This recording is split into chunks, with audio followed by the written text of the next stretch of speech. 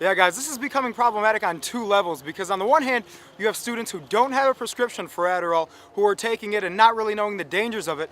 And on the other hand, you have these pharmacies in the area that are actually running out of Adderall for people who do legitimately have a prescription and need the drug.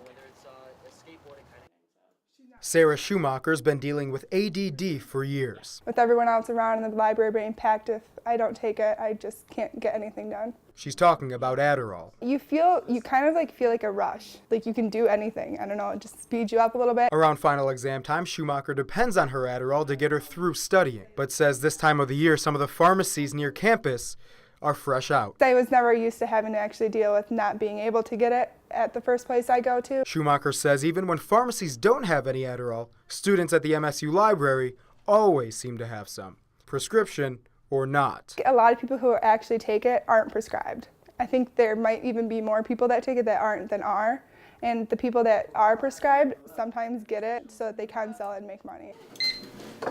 It's a problem whenever somebody takes a prescription drug that's not prescribed to them. There's going to be some type of side effect. Dr. Dennis Martell, Director of Health Ed at MSU, says taking Adderall to stay awake and study might help your grades, but it can take a real toll on your health. Anytime you deprive yourself of sleep, you start to fall into what we call distracted living. Martell also says unprescribed users are ignoring the long-term effects. If you continue to use it, you run a high risk of addiction. And for students who think they're just getting a study boost, Schumacher says they don't know just how strong Adderall really is. If you aren't prescribed and aren't informed by your doctor of what it's actually doing to you, then if you take too much or something, it's actually really dangerous.